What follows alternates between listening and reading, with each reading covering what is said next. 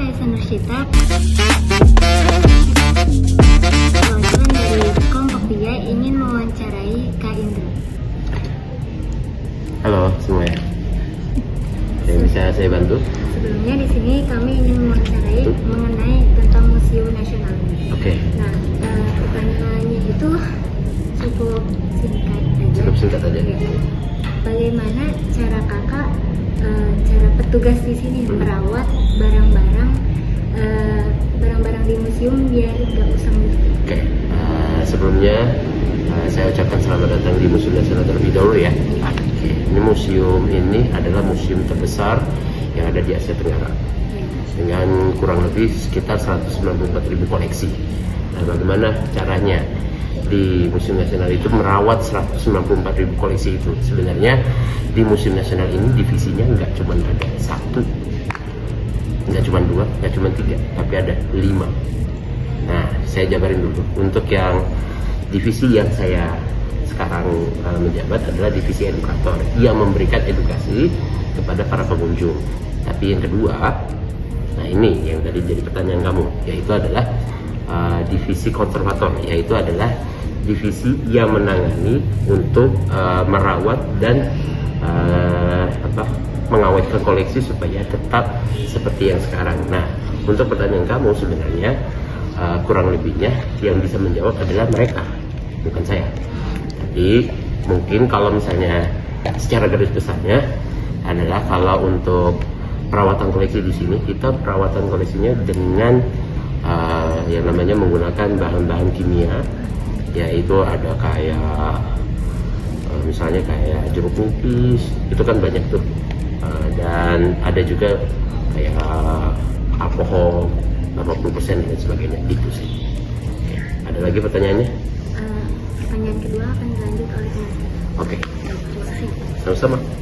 Oke, pertanyaan yang selanjutnya akan dibawakan oleh saya, Kakak. Kakak, kapan museum ini didirikan? Kapan? Museum Nasional ini. Oke, jadi untuk didirikannya sendiri, Museum Nasional sendiri itu udah dari zaman Belanda ya. Dengan waktu itu didirikannya dari tanggal 24 April tahun 1778. Yang mendirikan adalah sekelompok ilmuwan Belanda yang waktu itu membentuk suatu lembaga. Nah, lembaga itu adalah lembaga kayak cendekiawan dari Belanda yang ingin memajukan ilmu kebudayaan dan sejarah. Nah, lembaganya itu kita singkatnya adalah lembaga BGKW. Udah Kak, nanti ada selanjutnya. Pertanyaan selanjutnya akan dibawakan oleh saya. Nama saya Fikri Rahman. Fikri Aulia. Baik Kak, siapa sih yang mengusulkan museum ini didirikan? Oke, siapa yang mendirikan? Siapa yang mengusulkan? Ya. Yang pertama adalah yang tadi saya sudah singgung sedikit, yaitu adalah lembaga cendekiawan yang berasal dari Belanda yang waktu itu kayak membentuk suatu himpunan ilmuwan gitu. Nah, itu namanya kan lembaga BGKW. Tapi yang membentuk salah satu foundernya sendiri itu adalah salah satu pendiri Ordo Freemason pertama di Indonesia yang berasal dari Belanda. Namanya adalah Jacob Cornelius Matthias Radermacher. Itu. Ada lagi? Iya Pak, cukup. Cukup ya. Makasih. Sama-sama Fitri. Pertanyaan selanjutnya akan dibawakan oleh saya. Nama saya Dion Virus Pala. Dia Virus. Apa sih Kak alasan museum ini didirikan? Oke, alasannya. Jadi lembaga cendekiawan dari Belanda itu ingin kayak membentuk suatu himpunan untuk kayak memajukan ilmu pengetahuan khususnya dalam bidang sejarah pastinya. Terus ada arkeologi, terus sastra, terus ada biologi, terus ada geografi, dan satu lagi itu itu aja sih yang saya ingat. Dan GCM Radermacher tadi yang tadi sempat saya singgung di pertanyaan sebelumnya itu kayak menyumbangkan rumahnya yang ada di Jalan Kali Besar yang kawasannya ada di Jakarta Kota. Itu aja sih. Ada lagi, John? Udah. Sama-sama.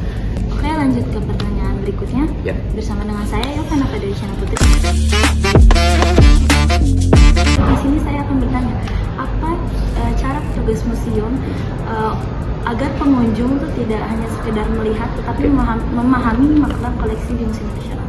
Jawabannya cuma satu, yaitu adalah menggunakan jasa edukator yang ada di Museum Nasional. Karena tugasnya edukator di sini adalah mengedukasi pengunjung supaya tahu makna dari makna dari koleksi yang ada di sini. Karena tanpa cerita kita nggak ada feel untuk kayak meresapi dari arti koleksi tersebut, gitu aja. Edukator. Oke, pertanyaan selanjutnya akan dibawakan oleh Oke. Assalamualaikum warahmatullahi wabarakatuh. Waalaikumsalam. Kakak, nama saya Maisha Nafizahul. Saya ingin melanjutkan pertanyaan tersebut. Yang pertama, di mana letak koleksi yang paling sering dicari? Yang paling sering dicari? Iya. Oke. Museum Nasional sebenarnya adalah museum yang isinya adalah koleksi-koleksi yang penting semua. Cuman kalau dari para edukator yang ada di sini itu kan banyak banget tuh koleksi yang bisa ditampilin gitu ya, dan penting juga dan sebagainya. Dan menurut saya ini subjektivitas ya, disclaimer, ini boleh diperdebatkan secara, tapi menurut saya kalau untuk koleksi yang paling penting yang ada di Museum Nasional menurut saya yaitu adalah koleksi dari peninggalan pahlawan nasional Indonesia dari Jawa Tengah. Itu ada dari Pangeran Diponegoro. Koleksinya di sini ditampilkannya di lantai 3 gedung baru yang menampilkan tentang bagaimana bangsa Indonesia itu berjuang dari penindasan dari bangsa Belanda saat itu. Dan perang Diponegoro itu juga termasuk perang besar juga yang ada di Indonesia yang terjadi tahun 1825 sampai 1830 itu di di seluruh daerah yang ada di Jawa. Terus koleksi Pangeran Diponegoro itu apa aja, dan itu sempat dibawa ke Belanda. Terus kalau untuk koleksinya yang pertama ada dari pelana kuda Pangeran Diponegoro, terus ada tongkat Kiai Rondan sama tombak Kiai Rondan sama tongkat Kiai Cokro, terus ada payu, terus ada keris Nogosiuman.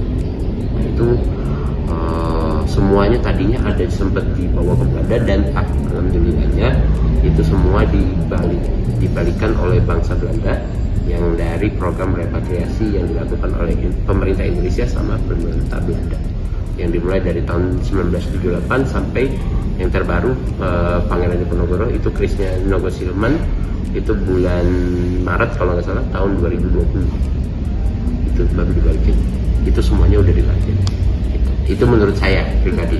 Kalau misalnya ada perdebatan silakan boleh didiskusikan nanti. Yang selanjutnya, dan mengapa koleksi itu sangat diminati? Itu koleksinya sangat diminati karena ketika saya memberikan narasi seperti itu banyak yang pengen melihat. Dan kenapa bisa sangat diinginkan, jawabannya adalah karena dari peninggalan Pangeran Diponegoro itu sendiri ada keris Nogosiumannya itu ada yang berbahan dasar emas di situ. Itu dia. Ada lagi? Masih Pak. Oke, sama-sama.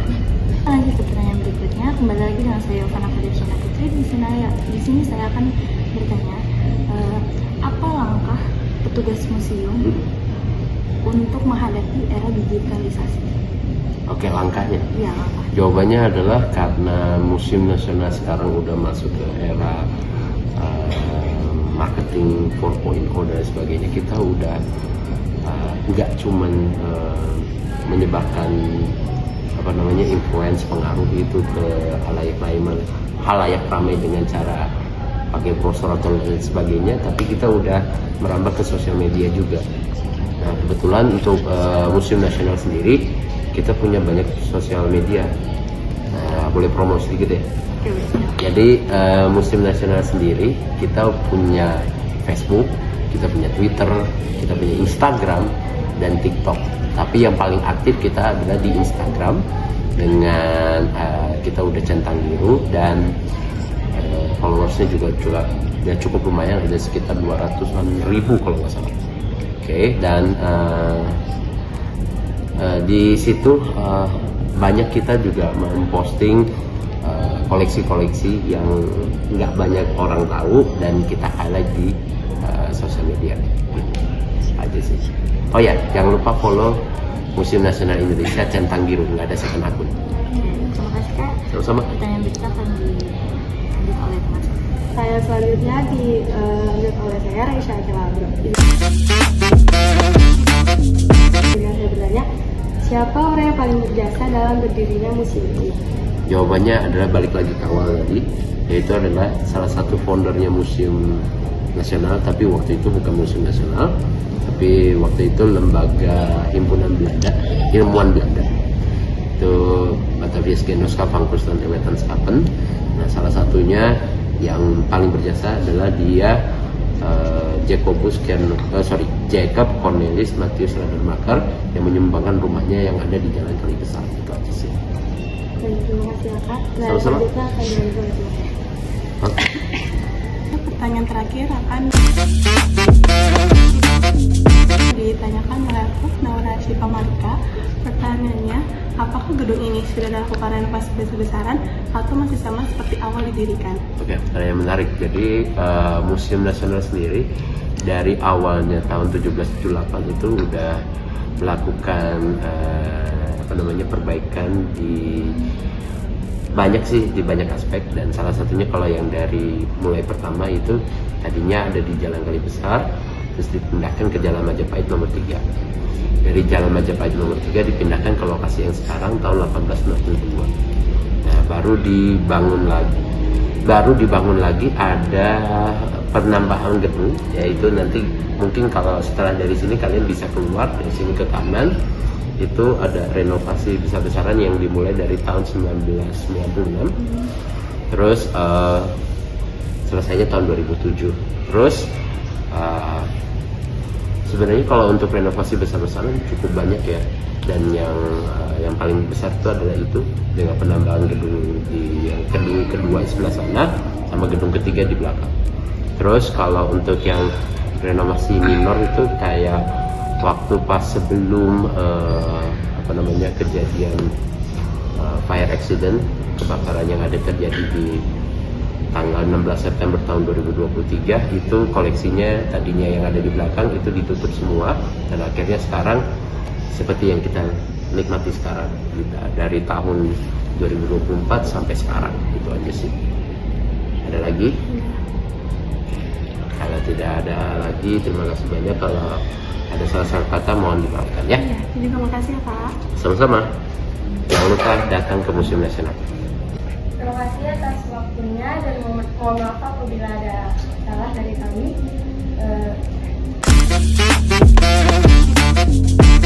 Oke. Terima kasih banyak ya. Terima kasih ya. Terima kasih. Man 1 Bogor, Mumtaz. Museum Nasional. Museum di hatiku. Oke.